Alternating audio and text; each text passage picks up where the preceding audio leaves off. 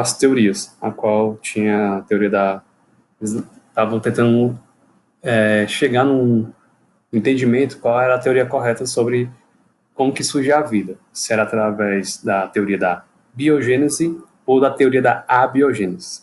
A gente viu que teve alguns experimentos, como por exemplo esse aqui do Neil Dehan e do Spallanzani, a qual eles utilizaram meios nutritivos. Esses meios nutritivos foram fervidos e um diferenciou do outro, que a qual o do Spallanzani, no final do processo, quando ficou então fechado aqui o tubo que tinha esse caldo nutritivo, não ocorreu o crescimento microbiano. Aí o que aqui foi que disseram, né? Por que o dele não teve crescimento e o do Neil Dehan teve? É porque o Spallanzani, ele fechou aqui hermeticamente, ou seja, não permitia a entrada de ar. Só que nessa época eles acreditavam que o ar era necessário para ter essa força vital para que os micro-organismos pudessem surgir, no caso, a vida. Quem fez então o experimento que comprovou a teoria da biogênese foi Louis Pasteur.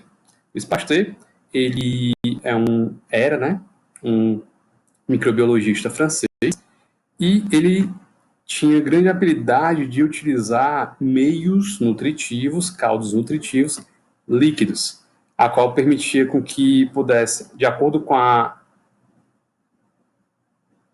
que o meio ficasse turvo, ele indicava que aquele meio ocorreu o crescimento microbiano. Ele, então, o que ele fez?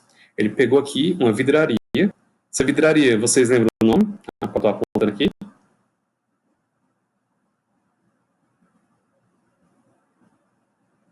Ninguém, né? Então, pessoal, essa vidraria, ela é o balão de fundo chato. A gente observa aqui, ó, que o fundo dele é um pouquinho chato, e por isso a denominação. E essa vidraria aqui, vocês lembram do nome?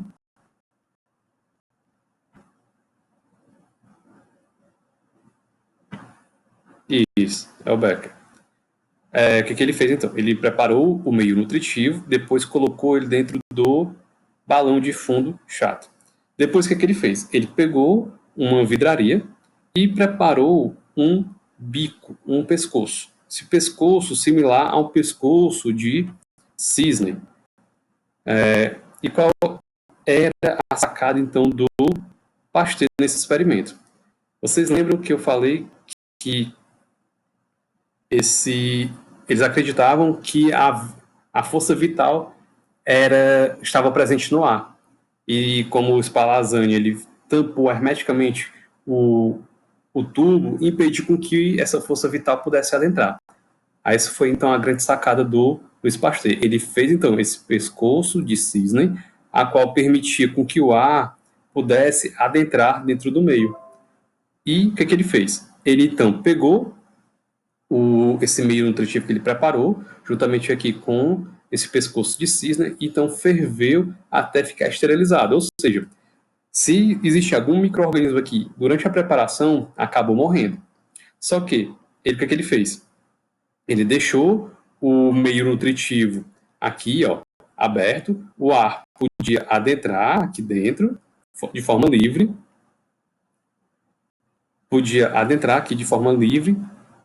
Opa, mas alguém chegou, Flávia.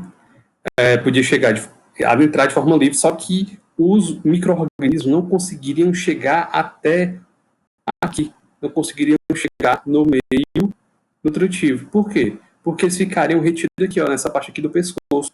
Eles ficariam aqui retidos e não conseguiriam alcançar o meio nutritivo. Se eles não conseguiam, então, alcançar o meio nutritivo, não ocorria o crescimento microbiano. E como é que ele constatou isso? Ele pegou e quebrou. Ele quebrou, então, esse pescoço, que foi feito, esse pescoço de cisne, e depois quebrou, alguns dias depois, ele observou que o meio nutritivo, que antes tinha uma coloração, passou a ter outra coloração, indicando o crescimento dos micro-organismos. Então, a partir do Pasteur que foi descoberto que a teoria correta é a teoria da biogênese, ou seja, o micro-organismo só vai surgir a partir de um outro pré-existente. Isso também se extrapola para as outras formas de vida. Um ser vivo só se origina a partir de um ser vivo pré-existente. E com isso a gente dá continuidade à nossa aula.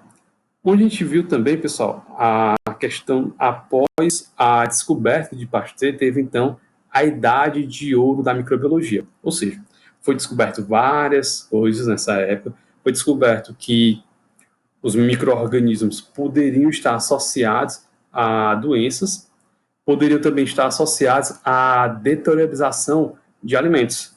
Tudo a partir, então, depois da criação desses meios nutritivos, que é um meio de cultura dito líquido, e também foi criado um meio de cultura sólido, a qual permitiu o crescimento desses micro-organismos na superfície do meio e, posteriormente, observação das colônias bacterianas.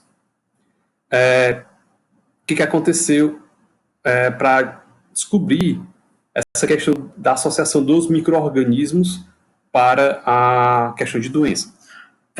Mercadores franceses, eles, ao levar seus vinhos e cerveja por muito tempo nas navegações para outros países, né, os mercadores, eles observavam que ocorria o azedamento. Aí eles pediram ao Pasteur: sei que você fez um experimento, a qual descobriu que existem micro-organismos.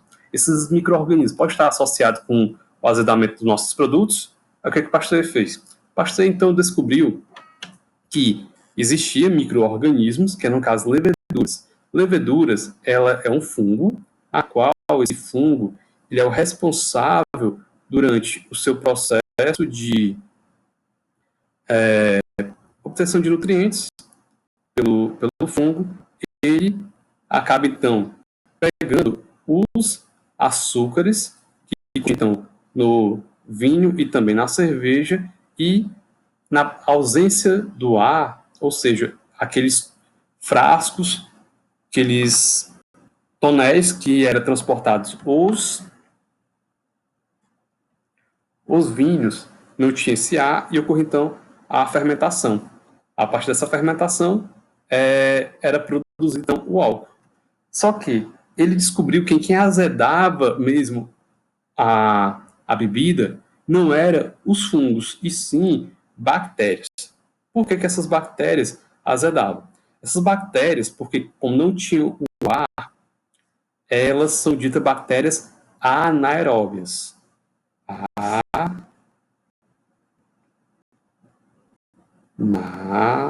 Opa, ver aqui. É mais difícil.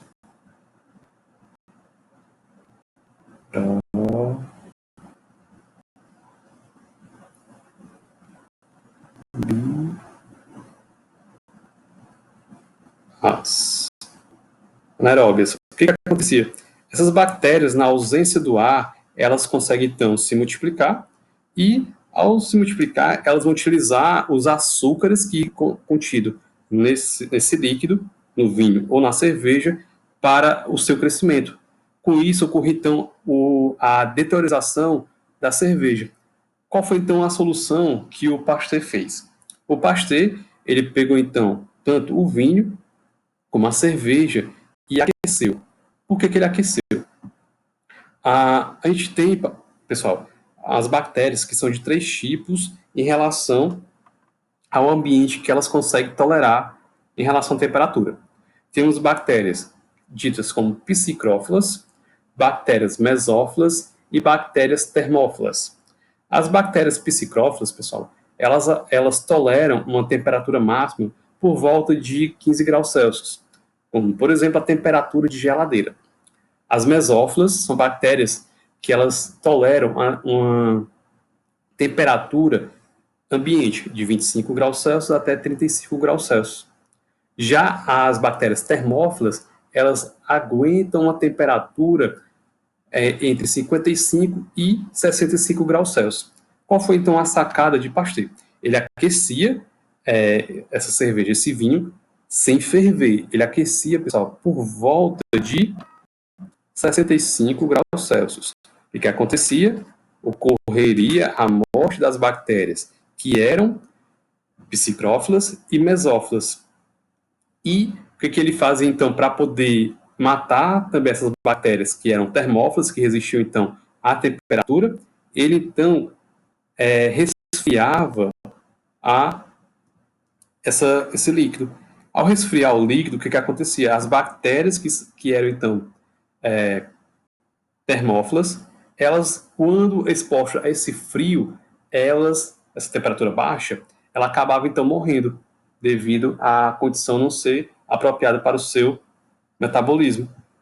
A partir disso, desse procedimento, ocorreu, então, a criação do método de pasteurização. Esse método de pasteurização é utilizado até hoje, principalmente para a conservação, por exemplo, de leite. O leite, então, pasteurizado, por exemplo, aqueles leitinhos de caixa.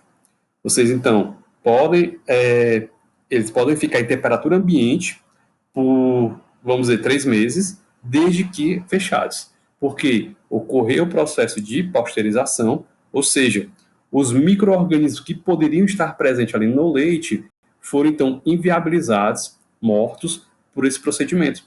A partir do momento que ocorre, então, a abertura do pote, ou, perdão, da caixinha, o que vai acontecer? Os micro-organismos que possam estar presentes no ambiente podem, então, alcançar o leite e pode, assim, se não consumido dentro do período estabelecido, estragar aquele alimento. Aí, com isso, a gente tem hoje esse procedimento, então, de pasteurização. Outra grande contribuição nessa época foi a questão da teoria do germe, da doença. Eles tinham esse entendimento que os micro-organismos poderiam causar contaminação de alimentos. Aí a pessoa, será então que, como os micro-organismos estragam alimentos, eles podem também, de uma certa forma, causar algum prejuízo na matéria orgânica dos seres humanos? Podem, então, causar doença. Aí, com isso, surgiu a teoria do germe da doença, onde eles entendiam que esses micro-organismos poderiam, quando vivendo em seres vivos, como por exemplo seres humanos, poderiam causar doença. Porque nessa época eles não conheciam de forma efetiva, mesmo assim, constatavam que o micro-organismo era responsável por uma doença. Eles não tinham esse conhecimento. E a grande maioria dos tratamentos da época era feita a partir da tentativa e erro. Ou seja, tentava um determinado remédio naquela época para aquela situação. Se o remédio melhorasse a situação clínica do paciente, logo aquele medicamento era dado continuidade para o tratamento para aquela doença. Se não tivesse efeito, aquele remédio era então descartado. E como que comprovou, pessoal, essa questão da teoria microbiana da doença? Foi a partir também de Robert Koch.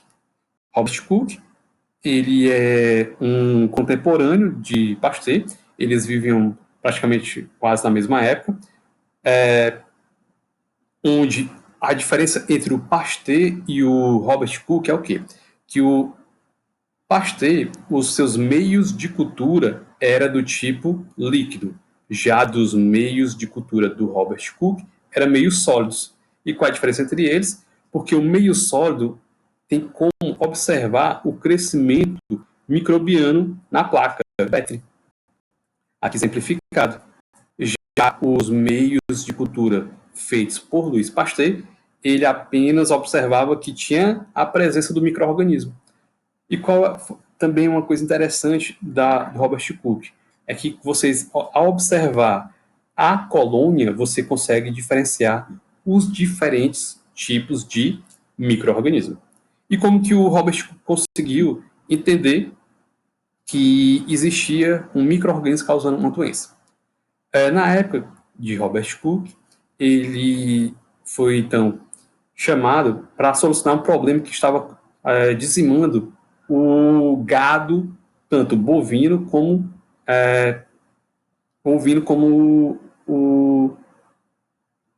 o gado mesmo de bois, lá na Europa. Ele observou que tinha animais que morriam. O que ele fez, então? Estava ocorrendo, pessoal, uma doença como carbúnculo hemático. Ele, então, pegou o sangue de um daqueles animais que haviam morrido e pegou aquele sangue e colocou em um meio de cultura. O que aconteceu? O meio de cultura ele vai ter nutrientes que permitem com que o micro-organismo se desenvolva, a qual, posteriormente, ele vai formar colônias. Essas colônias são visuais macroscopicamente, ou seja, você consegue, a olho nu, visualizar aquele agrupamento de milhares e milhares de bactérias. O que ocorreu então? Ele pegou esse meio de cultura que cresceu, esse micro-organismo, e o que ele fez? Ele inicialmente, né? Vou apagar aqui. Inicialmente, ele pegou aquele sangue já sabidamente com o micro-organismo suspeito, ele então inoculou ele em um animal susceptível, no caso de uma cobaia. Depois ele esperou então essa cobaia morrer e pegou o sangue dela e colocou em um meio de cultura. Depois desse meio de cultura, o que aconteceu? Ocorreu o crescimento desse micro-organismo. Aí o que ele fez? Ele pegou uma colônia, ou seja, aqui exemplificado, uma colônia, um agrupamento de micro-organismos aqui isolado, e inoculou dentro desse outro animal. O que aconteceu? Ele esperou com que ocorresse a doença nesse outro animal, e o animalzinho veio, então, a morrer. Depois que morreu, ele pegou o sangue do animal e inoculou em outro meio de cultura. O que aconteceu? O mesmo micro-organismo que cresceu nesse último meio de cultura foi o mesmo que cresceu nesse aqui. Logo, ele associou que um micro-organismo, quando isolado em uma cultura pura e inoculado em um animal suscetível, ele irá produzir aquela doença e posteriormente vai ser recuperado quando novamente inoculado em uma cultura pura. Conhecido então como o postulado de Robert Koch, a qual ele descobriu essa teoria. Então, são 4 etapas aqui, como a gente pode observar. Temos então, um micro-organismo específico pode sempre ser encontrado em associação com a doença. Ou seja, tem micro-organismos, pessoal, algumas bactérias, que elas sempre serão patogênicas e sempre causarão uma determinada doença. Como, por exemplo, o Bacillus anthracis, que era esse agente etiológico, ele causava essa doença conhecida como carbúnculo hemático. Ou seja, era sempre, esse micro-organismo era sempre associado a essa doença. O que aconteceu depois? Esse mesmo micro-organismo, quando isolado, ou seja, essa colônia aqui, ó, isolada, ela, em uma cultura pura, ou seja, só vai ter aquele micro-organismo específico, não vai ter nenhum outro contaminante, ou seja, nenhum outro micro-organismo, seja ele outra bactéria ou outro fungo. Ele, posteriormente, irá produzir uma doença quando inoculada em um animal susceptível, ou seja, eu peguei essa colônia pura, inoculei em um animal susceptível e causou a doença que levou ao óbito dele. Depois, o que eu fiz? Eu recuperei esse micro-organismo, também em cultura pura, a partir do sangue que foi obtido deste animal. Ficou clara essa parte? Se alguém falou aqui. Volta aqui para Bianca. E se esse mesmo remédio fizesse efeito em um indivíduo e outro não? Então, Bianca, essa questão desse remédio é por tentativa e erro. Porque se fizesse efeito em um e outro não, ia dizer, nesse aqui fez, nesse outro não fez. Então, pode ser que esse remédio tenha que dar continuidade ao seu uso. Do contrário, se for utilizado apenas, vou começar então a utilizar em grande quantidade, e não obtiver o efeito apenas em casos isolados, ele é apenas utilizado como, vamos dizer assim, um remédio quando os outros não têm efeito, apenas como uma tentativa também de tratamento. E dando continuidade a essa questão dos micro-organismos, até então, pessoal, na Europa, não se tinha o conhecimento, eles já tinham esse conhecimento, né, de que o micro-organismo podia causar uma doença, só que não tinha tratamento. Algumas vezes não, algumas doenças não tinham tratamento. E isso ocorria uma grande morte de pessoas que quando ocorria essa doença contagiosa causada por micro-organismo. Um exemplo claro que a gente tem aqui é a varíola. A varíola, ela é uma doença causada por um vírus. Esse vírus, ele, quando em pessoas, ele poderia causar essas manifestações aqui na região da face, também na região do tronco da pessoa, e levando até essa pessoa a óbito. Como que ocorreu o descobrimento do tratamento para a varíola? Um médico inglês, Edward Jenner, ele observou que tinha uma pessoa que trabalhava na ordenha de vacas, ou seja, tirava o leite dessas vacas, e essa pessoa não desenvolvia a varíola. Só que o que ele perguntou? Rapaz, como é que pode ser? A gente está nessa época aqui, todo mundo está ficando com varíola e você não. Por quê? Ele falou que também existia uma varíola que ocorria em bois, no rebanho bovino. Ele disse que ele tinha contraído essa varíola bovina e ele não contrairia a varíola humana.